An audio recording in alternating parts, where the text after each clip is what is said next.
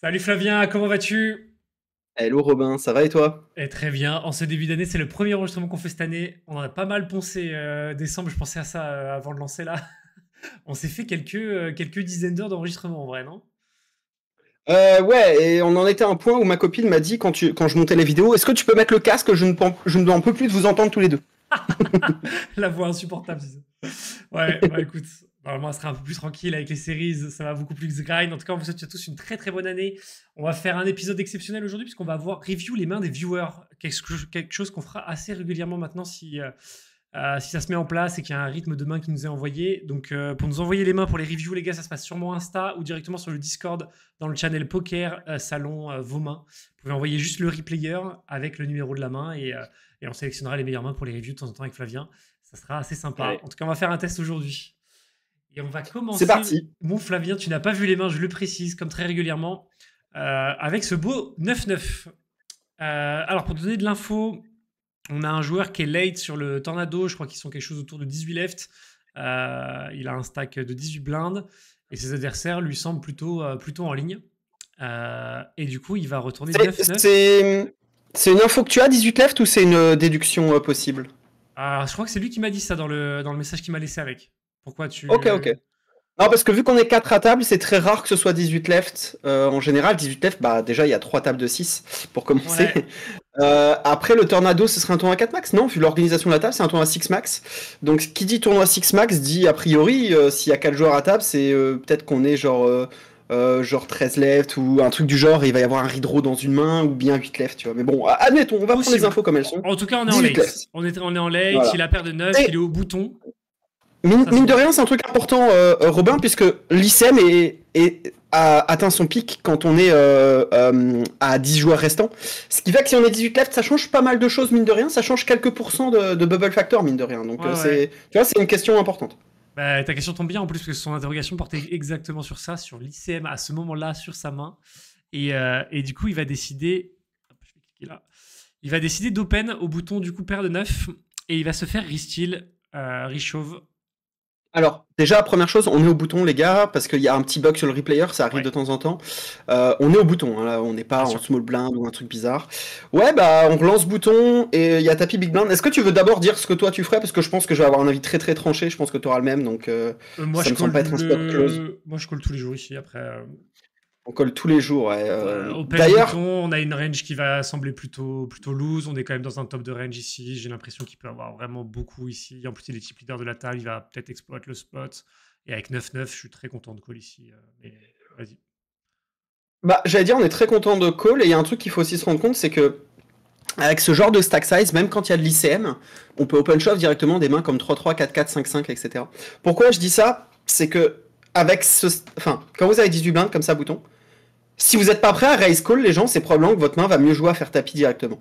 Il est impossible de raise fold des pocket pairs à ces profondeurs-là. À partir du moment où toutes les paires, ou presque, peut-être pas paires de 2, mais toutes les paires, disons, gagnent de l'argent à open shove, 3-3, 4-4, 5-5, 6-6, si elles gagnent de l'argent à open shove, c'est sûr qu'on va pas les raise fold, en fait. C'est ça que je veux dire. Mm. Donc, avant de relancer, faut décider. C'est quoi la paire la plus basse à partir de laquelle je vais raise call? Toutes les paires inférieures, je vais les shove. Grosso modo, c'est comme ça qu'on va réfléchir. D'ailleurs, c'est ce qu'on ferait sans ICM, c'est ce qu'on va faire même avec de l'ICM ici, parce que les paires sont trop fortes, moins de 20 dips au bouton.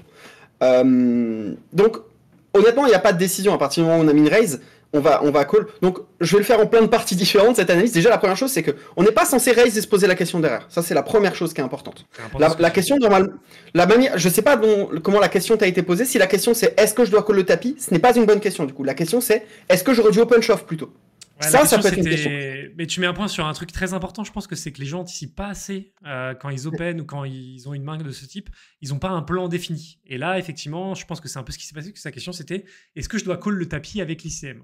Voilà un petit peu la question Exactement. que m'a posée. Donc tu es dans Voilà. le vrai, tu es dans Donc, le vrai, mon Flav.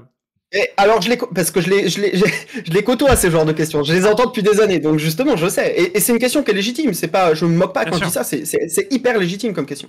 Mais du coup, la question n'est pas en réalité. Je la déplace. Est-ce qu'on doit call tapis? Mais c'est plutôt, est-ce que à partir de quelle main je raise et à partir de quelle main je fais tapis? Je pense, honnêtement, je fais tapis avec. euh, si les deux me couvraient, j'aurais fait tapis 6-6 moins, j'aurais raise call 7-7 plus sous ICM.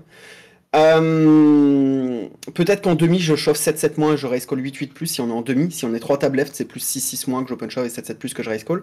Le fait qu'il y ait une small blind que je couvre, c'est un petit peu mieux de raise un tout petit peu plus. Donc c'est sûr que je raise call 7-7 plus. Pourquoi? Par exemple, 7-7 c'est la main qui est dans le middle pour moi où j'hésite. De 9 j'hésite pas du tout, on le voit d'ailleurs. Hein. Mais 8-8 j'hésite pas non plus. 7-7 c'est un peu entre deux, entre shove et raise, j'hésite, tu vois. Et le fait que je couvre la small blind me donne envie de le laisser me rostyle un petit peu. Certaines mains que je bats. Puisque de toute façon, les mains qui me battent vont me coller quand je fais tapis. Donc ouais, je pense que j'aime bien l'idée de raise 7-7 plus et de le raise call. Je pense qu'on va raise call. Je sais pas si on a envie de faire un petit jeu, c'est quoi les mains qu'on va raise call en dehors des paires, peut-être je dirais As-10. En théorie, je suppose que c'est un truc genre As-10 plus, As-9 suité, peut-être, et Roi-Dame suit. Probablement que dans la pratique, Roi-Dame suit gagne pas assez à reshove parce que les gens ne chauffent pas assez de Roi X. Et potentiellement que la suite suitée, ça doit être un peu close ou des trucs comme ça.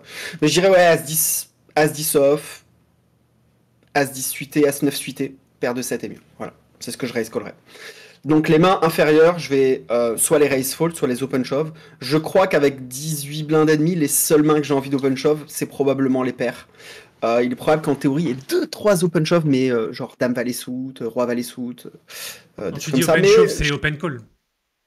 Non, c'est open shove, c'est shove directement. Open shove, tu veux dire shove direct. Ah, tu le fais avec les paires, les petites du coup. Je vais le faire qu'avec les petites paires. Ouais, ouais, alors attention, ouais, parce que du coup, faut pas qu'on se trompe sur le jargon que j'ai utilisé. Open shove signifie faire tapis directement.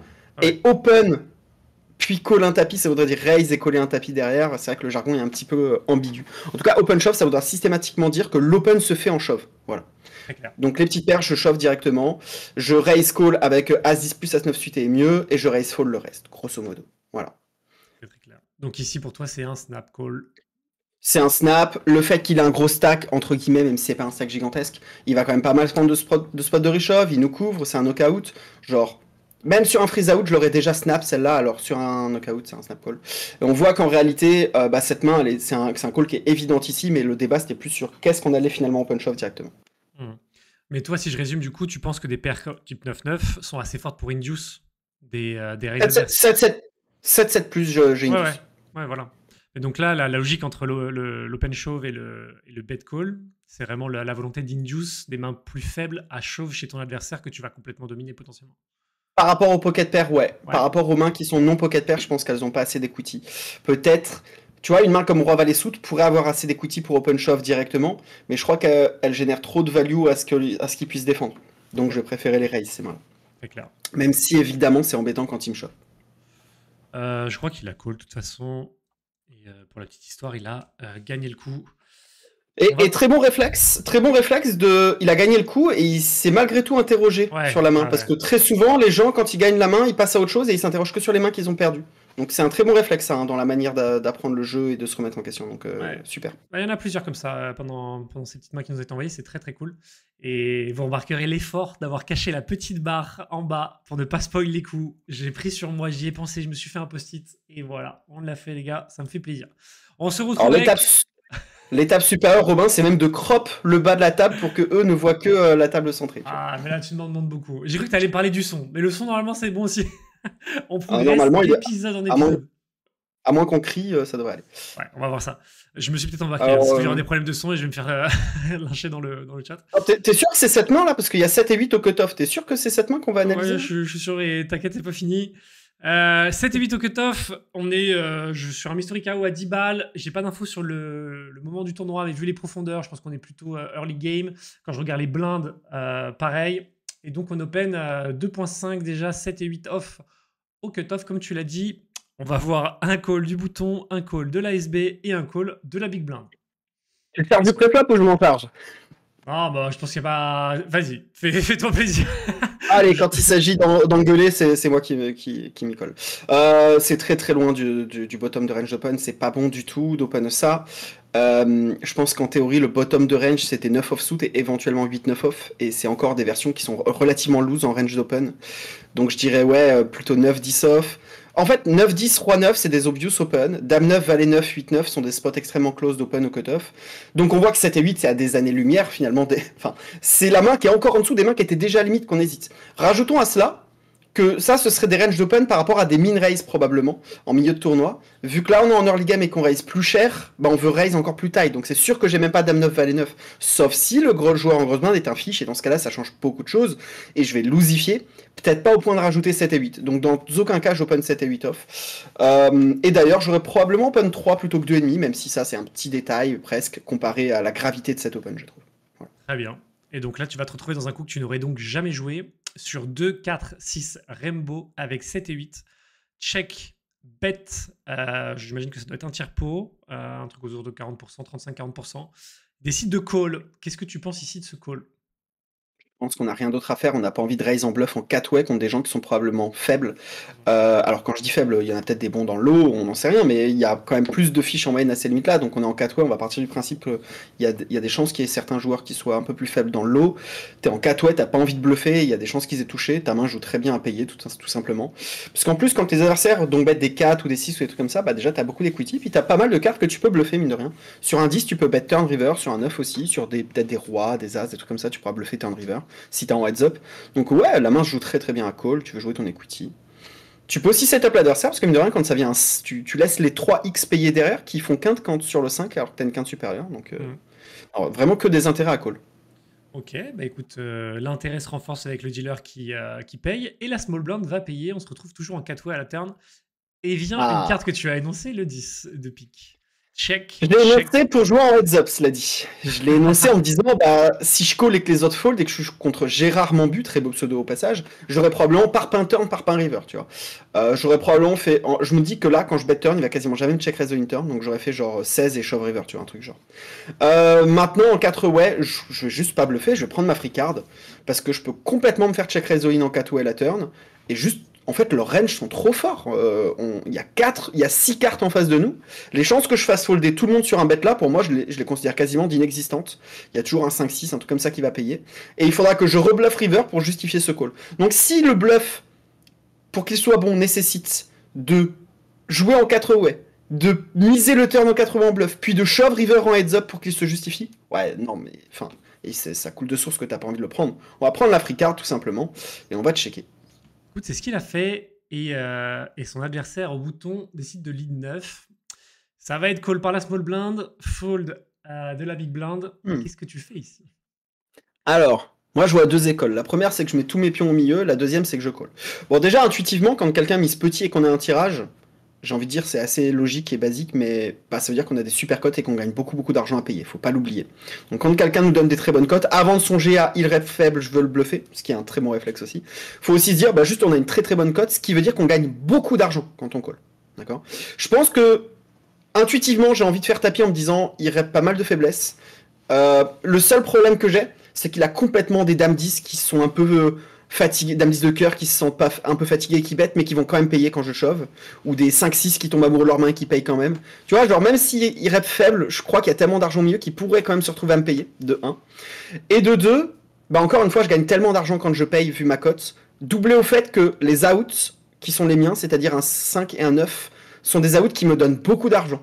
Quand je fais un 5, s'il a un 3, il a la quinte, il a plein de 2 paires sur le 5. Le 9 donne également des 2 paires et des choses comme ça. Donc c'est des outs qui m'apportent beaucoup d'argent, donc je suis très très content de payer plutôt. Même si j'ai réfléchi un instant à shove. Hein. Ouais, mais donc toi, si tu raises, ce qui est important, c'est que tu shove ici. Ouais, bah il n'y a pas de sizing. Ouais, tu vas pas t'amuser à faire un 27, un 30, un truc comme ça. Bah en fait, tu fais quoi? T'es commit quand t'as fait 30 finalement, donc mais tout le reste, tu as pas envie de raise fold, tu aurais pas plus strong à faire 30, donc non, fais tapis directement si tu veux shove. Mais je préfère quand même assez largement call. Tu vois, intuitivement, j'ai une petite pensée vers le shove, puis ensuite je me suis rendu compte à quel point c'était gagnant le call, donc je préfère call. Yes. Bah, c'est ce qu'il a fait, il t'a écouté, il a décidé de call, et vient le magnifique roi de carreau. Est-ce qu'il... Attends, je sens venir où il s'est raccroché aux branches et il a donc bet all-in river. Et comment tu fais? Tu es trop fort. Mais je les connais, ces mains. C'est incroyable. Le problème de cette main, c'est qu'on sent qu'il est en train de bricoler, là.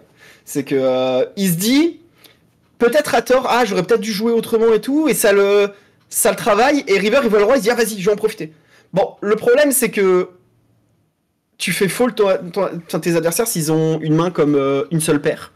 Ponctuellement, tu peux tomber sur un mec qui se dit bah, j'ai 50 à payer pour gagner 100 avec un 10 et je paye quand même, ça peut complètement arriver. D'autant plus que t'as pas spécialement de roi, toi, qui a call le flop et call les turn. et joue aussi passivement. T'as pas de brelan, t'as pas spécialement de deux paires. Donc, à part essayer de dire j'ai fait deux paires avec le roi ou j'ai roi-dame, sauf quand des deux paires avec le roi, j'en vois pas beaucoup, et roi-dame, bah tu joues pas comme ça. Donc, si les mecs réfléchissent ne serait-ce qu'un instant, bah t'es juste en train de représenter la line de celui qui est en train de bricoler River. Hein. Donc, non, j'ai pas spécialement envie de bluffer ici, je rep rien de cohérent. Mes adversaires ont quand même l'air d'aimer leur main, parce que même s'ils ont misé des petits sizing, bah le pot est très gros, et ils sont encore là. Donc, ils aiment leur main. À partir de là, si je rep rien, qu'ils aiment leur main, j'essaie pas de bluffer des gens qui sont probablement des mauvais joueurs. Voilà. Donc ici, Très tu très give simple. up, tout simplement. Ah ouais. Mais en fait, le call turn n'était pas un call pour bluffer des rivers. Le call turn était un call parce qu'on avait des odds de malade mental et on allait avoir de l'extra value quand on touchait. C'était ça la raison du call. C'est-à-dire qu'il faut pas qu'ils se disent ah mais vas-y j'ai payé pour toucher donc je dois bluffer certaines cartes pour justifier ce que j'ai fait avant. Attention. Ok. Et qu'est-ce que tu réponds à quelqu'un qui te dirait, bah justement, si on part du principe que c'est des joueurs qui sont pas forcément des top reg, qui vont pas se rendre compte que ma line ne représente rien, est-ce que ça vaut pas le coup d'exploiter ça et de shove ici Moi, en disant qu'ils ont peu de moi roi je dirais non. Je dirais non parce que même déjà un joueur faible a quelques deux paires quand même. Et il a aussi juste des fois Dame 10 qui bah fuck j'ai 50 à call pour gagner 100 et je call quoi. Ouais, très clair. Bon, écoute, ici, ça lui a réussi, puisque du coup, les deux adversaires ont passé. Et il a Là, gagné le pot. ce raisonnement-là, je préfère encore shove turn quitte à avoir ça. Ouais, avec de l'équité. Bah, il a une belle équité, turn, il a double gutshot, hein, Ouais, c'est pas mal. Hein. Vraiment, clairement, clairement. Mais en tout cas, je préfère call parce que je pense que t'as beaucoup d'extra value. Voilà. Écoute, on se retrouve avec le même joueur pour cette troisième main. Et on va faire face à un Open 2.5 du bouton. Donc je pense qu'on est encore early sur un Monster Stack 10 euros. Vu les stack size, j'imagine qu'on doit être. De toute façon, tu regardes les blindes, on doit être. On est encore early game. Ah, 700 400. Ok, donc c'est un peu plus que ce que je pensais. On est un peu plus avancé que sur le temps précédent, mais on est encore en early. Qu'est-ce que tu décides de faire ici? Est-ce que tu envisages plusieurs options? C'est toujours pareil pour les situations de 3 bêtes en big blind, on peut les considérer. Théoriquement pur 70 pips, on n'a pas forcément envie de 3 bêtes tant de bloqueurs que ça, on a envie de 3 bêtes un peu plus des mains paquets comme 8-9 suit, 9-7 suit, 18 suit, en théorie.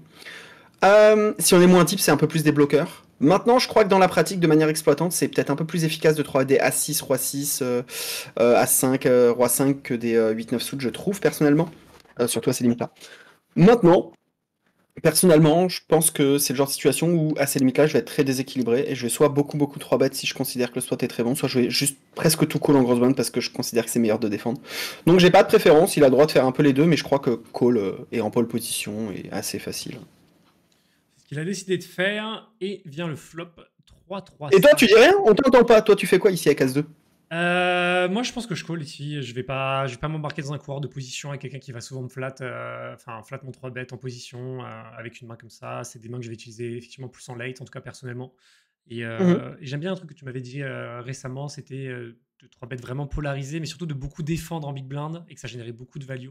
Alors, on a une cote vraiment sympa. Voilà, ici, moi, j'ai pas de.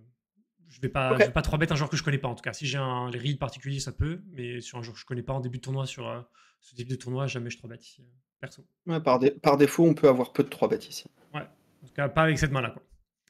Quoi. Du coup, le flop vient 3-3-5. Alors, lui, il va checker. Mais est-ce que toi, tu envisages le lead ici? Absolument pas. Je pense que. Je sais pas si parler des donk bets, c'est la chose la plus. Enfin, c'est intéressant de parler de donk bets, c'est forcément intéressant. Le seul truc, c'est que de ma propre expérience, parler des donk bets peut être légèrement contre-productif, puisque ce qui est intéressant ici, de comprendre pour les joueurs intermédiaires et débutants, c'est qu'on veut presque jamais donk bet au poker, et que c'est uniquement quand on est dans des strats très avancés qu'on veut réfléchir à donk bet, d'accord? Et ces stratégies de donk bet sont même pas particulièrement, enfin, sont même pas si primordial que ça. En général, bah attends, c'est quoi? Je vais regarder et je vais te faire un screenshot et je vais t'envoyer des stratégies de donk bet dans ce genre de situation. Puis tu vas voir justement là où je veux en venir. C'est que les stratégies de donk bet dans ces situations-là, hop, voilà. Et ben, c'est systématiquement des trucs. Ok, c'est bon, j'ai été assez rapide, il n'y a pas besoin de meubler. C'est des situations où quand tu donk bet, tu as envie de le faire avec tout un tas de mains, mais tout à basse fréquence. Tu me dis dès qu'ils sont en train de voir ce dont je suis en train de parler. C'est affiché. Ok, et on voit qu'il y a quand même un certain nombre de donk bets sur 3, 3, 5. Pourquoi est-ce qu'il y a des donk bets? Parce que c'est une situation que le bouton est censé énormément check back. Les boards pairés bas sont des situations où le bouton est censé check back pas mal parce qu'on a beaucoup de 3 en grosse blind et lui en a moins. Donc il est censé pas mal check back. Là où 9-9-2 par exemple, il est censé beaucoup plus c-bet. Ça c'est le premier point. Donc sur 3-3-5, il a un certain nombre de check-back, pas mal. Donc on est censé avoir des donk-bets en réponse de cela. Maintenant c'est déjà quelque chose de très admesse, et je pense vraiment pas que vous ayez besoin de vous prendre la tête avec ça. Je l'énonce quand même, histoire d'être exhaustif, et que vous pensiez pas que je ne sache pas ce genre de choses, ou que quoi que ce soit d'autre, mais dans l'idée, on peut avoir des donk-bets là-dessus parce que l'adversaire va pas un check-back. Et on voit là, ce qu'il y a en blanc qui veut donk-bet, il n'y a pas des mains qui ressortent en mode « Ah, celles-ci veulent donk-bet, celles-là veulent pas donk-bet ». C'est en fait un petit peu de tout. Et quand il a envie de donk-bet un petit peu de tout, bah ça veut dire ce que ça veut dire, c'est qu'en réalité, il n'y a pas vraiment de mains qui ont un intérêt majeur à donk-bet en réalité. À part des mains très très basses, comme des 5 très bas.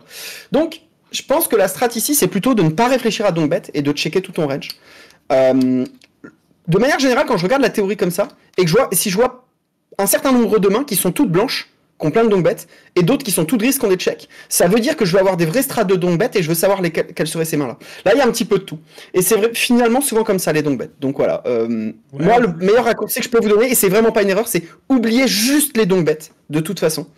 Et j'aimerais vous donner des petits... Alors peut-être que dans ces paramètres-là, peut-être que s'il y a ça, peut-être qu'il y a ça. Mais en réalité, si je fais ça, je pense que ça va plus vous desservir qu'autre chose, et il faudrait beaucoup plus que 5 minutes pour en parler. Donc, franchement...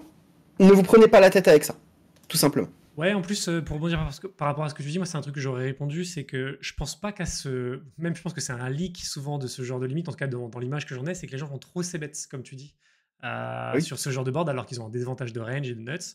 Exactement. Du coup, ça va être exploitable potentiellement à check raise plutôt qu'à lead. Et je pense que justement, on va plutôt provoquer une erreur en checkant que l'inverse. Ouais.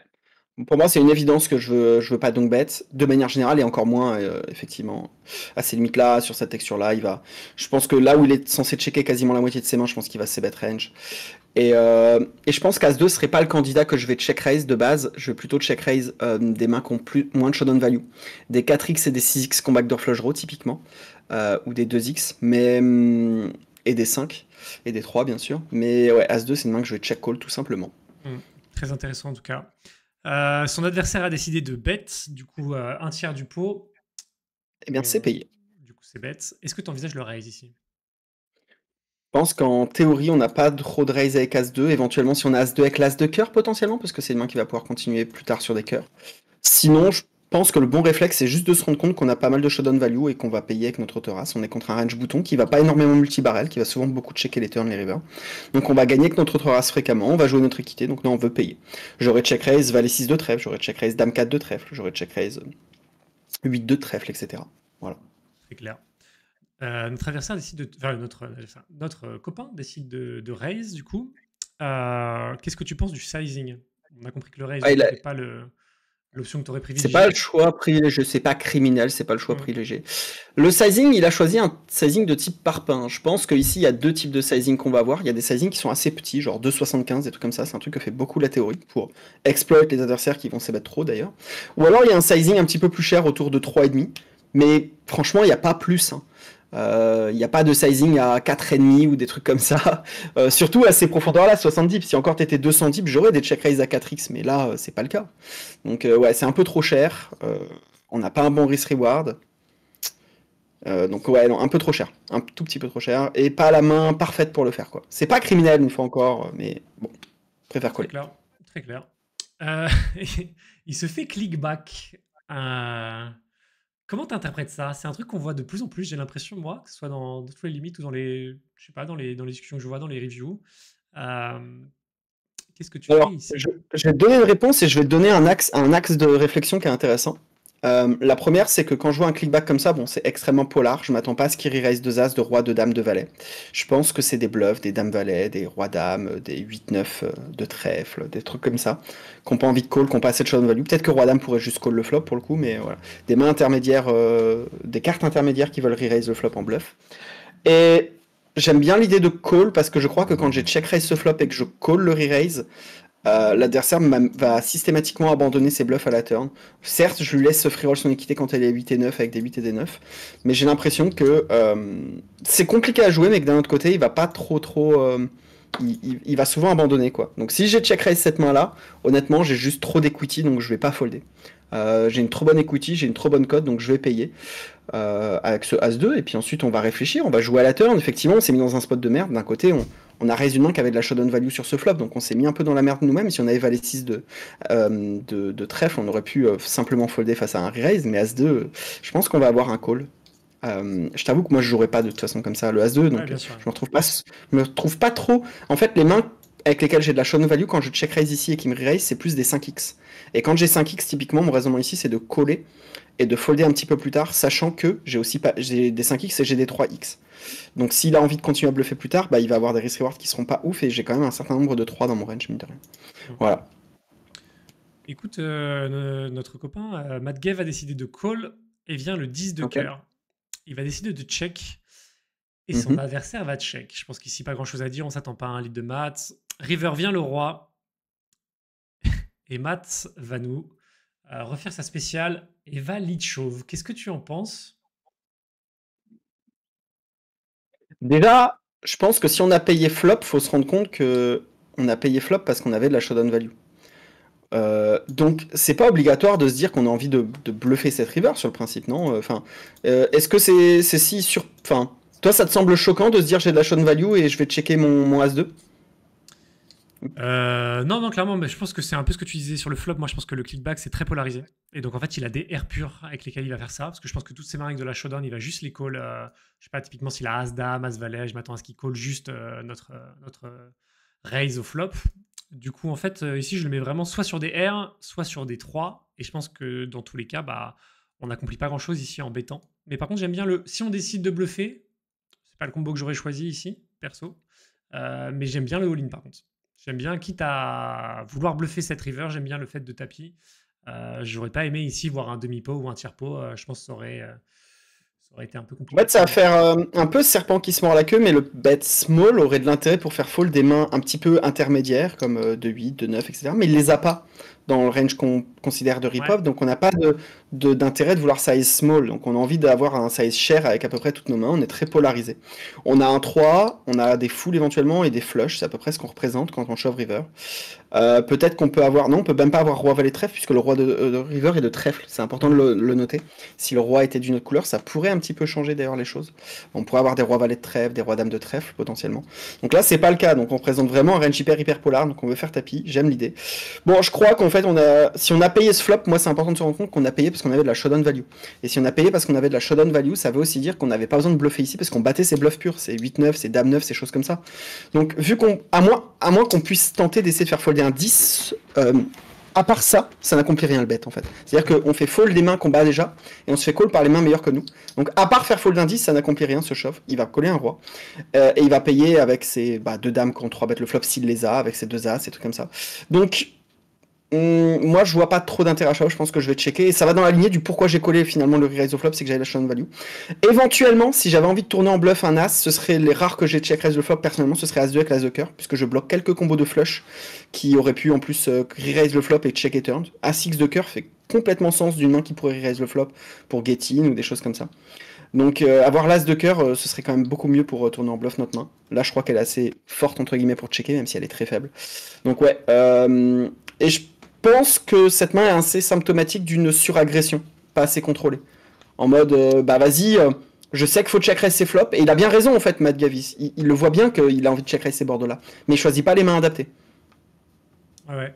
Et je dirais même qu'on revient un petit peu sur le problème qu'on a vu sur la première main, c'est j'ai l'impression qu'il n'y a pas de fil conducteur, il n'y a pas de plan établi, on ne sait pas exactement pourquoi on fait les choses, et il n'y a pas de cohérence entre le flop et la river ici. Tu vois, comme tu dis, si tu calls le flop, c'est que tu es censé avoir de la... Mais moi, ça peut m'arriver aussi. Moi, j'aime beaucoup les joueurs comme Matt Gay, parce que du coup, c'est créatif, ça crée plein de dynamiques qui sont sympas. En fait, c'est cool. En fait, c'est bien, ça veut dire qu'il réfléchit, qu'il n'est pas en mode, il se simplifie pas trop la vie et tout. Mais en fait, c'est bien d'avoir cette phase-là. Je pense qu'il sent Mais